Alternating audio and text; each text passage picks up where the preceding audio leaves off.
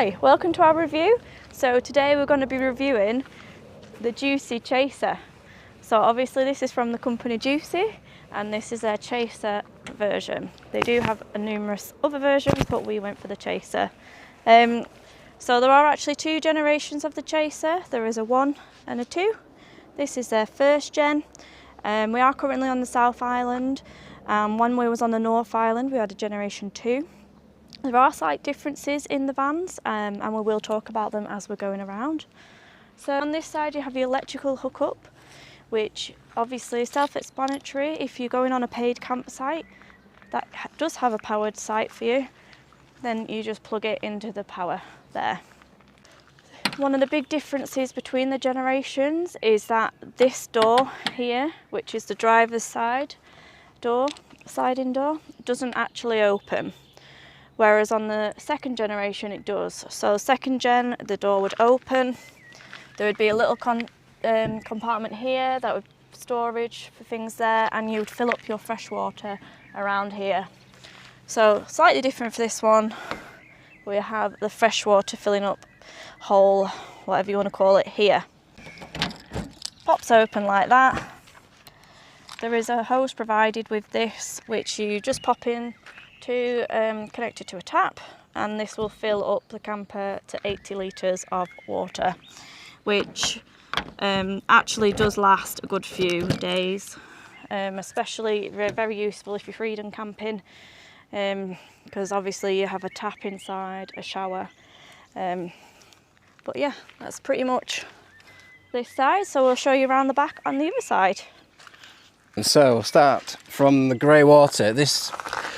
So all your shower water and all your sink water and everything gets collected into here, which is 85 litres it can hold. And then there's a pipe in there, which we'll show you. All you do is connect it to there, and then you have to go to put it into the designated areas, just let it flow.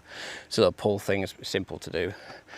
In here, you'll find the toilet. Open it up. Here you find your little toilet cassette bit. Just push that down, that's it. Pull it out, take it again to the designated area, just twist that out under the yellow cap, let it all slop out. We don't have number 2s in here, only desperate measures, so only weeds go in there. Well, that's easy enough. If there's anything else back here, let's go further around. Gas canister, that's full when you get it collected. You will need to refill that when you're finished.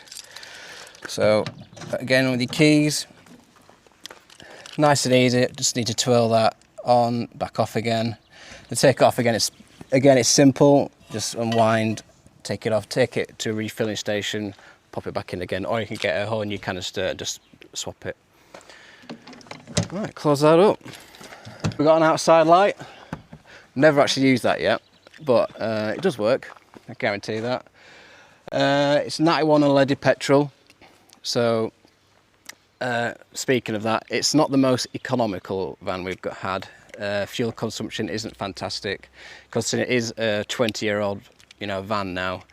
Plus, with all the modifications of your upstairs, your shower, your spare wheel in the front, all that's added a bit more weight. So, it happens. It does rattle a little bit as you're going along, but it's not overly noticeable. And all the tools to change that's inside. So. Again, we'll show you that. Let's go inside now. Welcome into the front quarters. So, not much to show you, but I'll go for it anyway. So, right-hand drive. You're obviously driving the left in New Zealand. Seat-wise, fairly comfortable. When we first got it, when we were driving for like 2 hours, it did feel like 3 hours. That's maybe just because we're used to something a little bit more comfortable, but yeah, so automatic transmission, there's a few things with that. I think it forgets what it is sometimes. It revs really hard and you've got, 5 seconds before it thinks, oh, well, I need to change gear now. So between 40 and 60 kilometres an hour, it does rev quite high, and it's trying to figure out what kind of gear it in. Again, that's because of all the weight they probably added over the years. Handbrake, it's a little pull one here. That's fine, not been no issues. Entertainment system, it doesn't have built-in sat-nav, but it does have Apple CarPlay and all that, so you can hook it up, sat nav and everything like that. And they do provide an actual sat nav at a fee for you to just clip onto your windscreen. Aircon works great, it's fine. You've got your little glove boxes here, a bit of storage there, drink trays. 3 seats. We have had 3 people in here before. The centre seat isn't the most comfortable. When me and Mel are driving around, we do just have it down. More cup holders, a bit more space in here. Just fold it back up again, but we prefer it just your little armrests in it. And every time you turn left, you get a nice little feature, which I'll show you. Oh yeah, look at that. Uh-oh, penis. But yeah, that's about it. Oh, mileage is pretty high. Again, back to it, 20-year-old, it's going to be pretty high, and they're constantly hiring them out, turning around and going out again, so it's going to be pretty high, but it's never let us down. Starts first time every time, and it's got us to where we need to be every time. It would have been on some pretty bad roads at some times. But I think that's probably it. Happy days, right, let's go around the back. Oh hey, so welcome to the living quarters. So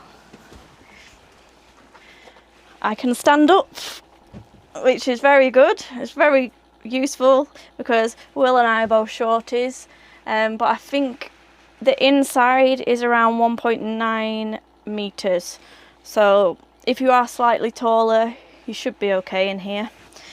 So if you can see, when Will was talking earlier about the grey water, the pipe that connects to that is in there.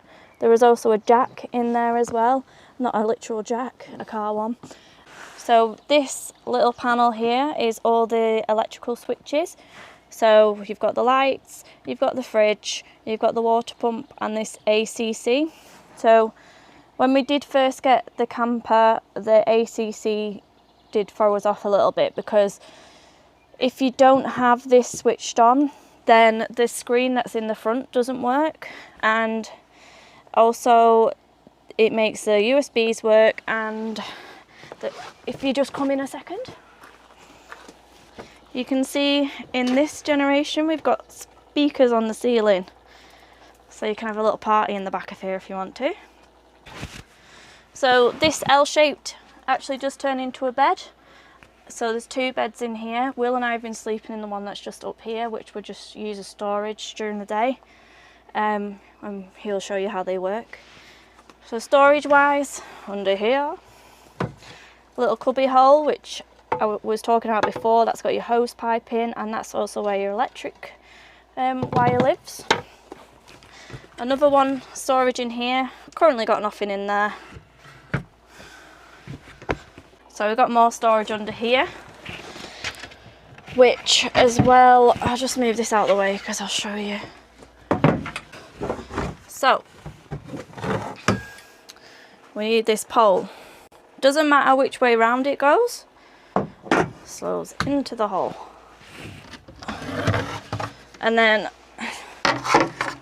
this is the top of your table, which goes just like that. Just pop that back. Another difference, the fridge. So in the generation 2, the fridge was like any normal little fridge. So obviously your door would open this way, you'd have your nice drawers, compartments. No, this one opens like this, like a basket. So slightly inconvenient, but we've made it work. The other feature of the fridge is, if you are going downhill, you brake slightly harshly, the fridge will just open. So again, we have tried to prop things up to stop the fridge from doing that, but they just fall over. So it's just be mindful, if you do have a fridge like this, try and keep it propped so it's shut. Otherwise your food heats up and it's just a bit annoying when you get to your next destination. So under here you've got all your cutlery, or cookery as Will likes to call it. you've got your sink, and then you've got your gas hob. So when we collected our first camper on the North Island, the lady that showed us around gave us a really good tip. So on most of the JUCYs, the ignition doesn't work, so she advised us to buy matches. So I would say if you are hiring a camper with a gas hob in it, do buy matches. It's been a lifesaver for us, because obviously if we didn't have matches and we were nowhere near a shop, we would be a bit stuck. So it was really useful information. You've got your storage cupboards down here. It's full of our crap at the moment, but they do supply things like chopping boards, pans, a sieve, things like that. And again, this cupboard's just exactly the same, it's just a follow through from that one. You've got all your plates, bowls, more cooking utensils, and in here you've got mugs and cups. Okay. So all the windows come with these blinds, which are all just poppers, and they all just roll down. And then sliding windows. For some reason these are the only windows that have got like these fly nets on. The ones that are on the Generation 2 were slightly better than these fly nets, and one has got a massive hole in, so it's not really doing much. So the last bits in here really are to show you the beds and the bathroom. Let's talk bedding. So me and Mel much prefer to sleep upstairs. We've not actually slept downstairs yet, but we both know we both prefer up there just because more space. So first things first, we do normally keep all of our bags and all our storage up here during the day because it's got nice netting. Nothing can fall out, nothing else falling out. So to pull the bed out, simply undo these. A little strap here to pull. All you do is pull that. Boom, easy. And these bits here stop it from going any further than it needs to be. Here you'll see your little step. Bam. And now you get the gracious bit of clambering up there. I've got my shoes on, but I'm going to do it anyway. And then we're up, easy. Look at that. So up here you got another light. Everything's finger touch. Turn that off. The far end you've got a skylight. They call it a stargazing light, but all it does is make it a bit hot really, because it's pretty close to your face. Because at the far end, if you do sleep that way around, it curves down a bit, so you've not got that much headspace. Plus with the you know, a big window on your face, it kind of gets a bit hot. So I prefer to sleep this way around. But yeah, plenty of space for me and Mel. Nothing to complain about. One thing we'd probably do miss a little bit up here is maybe a little bit of storage, because Mel wears glasses. I mean, just nice to have a little glass compartment, or you know, anything like that. But there's nothing up here for that, but it's not stopped us from doing anything. Cool, right. Should we, let's go down.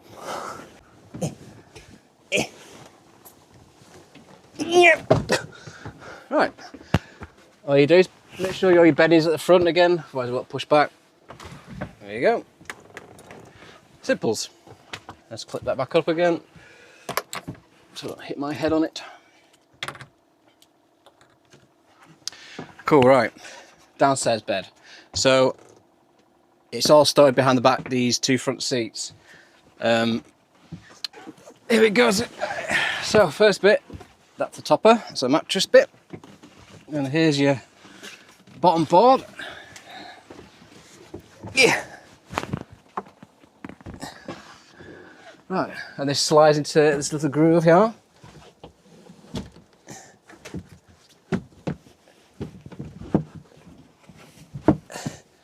There we go, just like that. Move it back a bit. That clips in. That then goes into here. There we go. That's your downstairs bed. What do you think? Oh yeah, lots of space. Right. Oh, and you've still got all your storage from underneath the bed as well for your bags and stuff. Right, go again.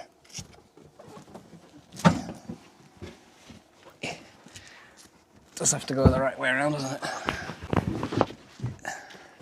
It is easier with two people. There we go. And that goes behind that one.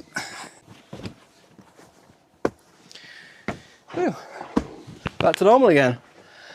So the last part to show you is the bathroom. Hello? So, this is the toilet. Pretty confined, but you can shower and shave all in one spot. To use the toilet, there's a little pump action at the back.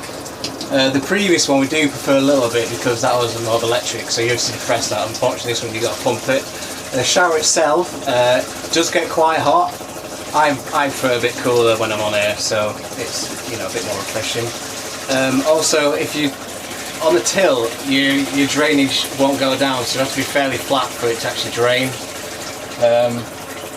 But yeah, I like it in here. There's not much space, but you can do all the S's. It's great.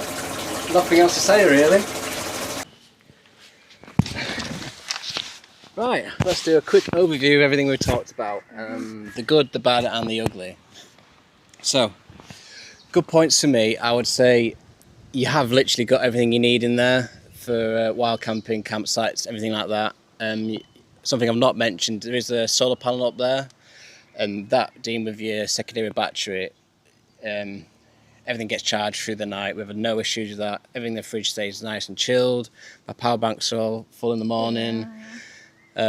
So I mean, for the cheapest option we can't complain. Everything, it comes with everything, knives, forks and all that. You know, I have no complaints with it really. No. This is the first time we've actually had a proper camper van before, so I haven't really got anything to go against it, but no complaints about what you get with the package, I guess. No, I would agree as well. On all them points, I say have been good. Price wise, I've found actually how much we paid for this, and I probably did book this maybe like, I don't know, maybe 8 months in advance because I'm quite organised. So in New Zealand dollars for 2 weeks, this cost 1,058. So that's in New Zealand dollars, and that is £453.15, and that is for 2 weeks for this camper, which I actually think is really good. I do. Price in comparison to what you'd pay for a hotel and transport, because it is expensive over here, so it's something to be mindful of. Yeah. Bad points wise, we'd say is probably the fridge opening and closing when you're driving. That's very irritating. That driver's side door not opening, again, that's inconvenient. Yeah. The other point to mention is when you're filling up, it is a 2-person job because the fuel cap doesn't open properly. You have to, the person who's in the driver's seat has to like hold the lever, so another person has to prise this open. I'm sure not all of them are like that. No, that's just the fault with this one. But that's just the fault with this one. It's a bad. Other than that, I can't say. Like we spoke about the driving it because it's old. Yeah, fuel economy not great. And it doesn't like going up hills, does our Gary? We've named him Gary, by the way. Yeah, and it's about 3 meters in length. Tall. 3 meters high and 4.7 in length. Yeah. So it's like a big square. So it does rock away in the wind a bit if you are. Yeah, there's no streamlinedness to him. And like we said, even if you are going slow up hills, please don't worry about that. I know it feels like you're holding traffic up, but there are slow bays here. Yeah. And again, in Australia, it's the same. Yeah. Everyone else driving these bulky campers is in the same situation, so don't let that put you off. Yeah. What would you have another one? Yes and no. I guess this is our second one, so we have another one.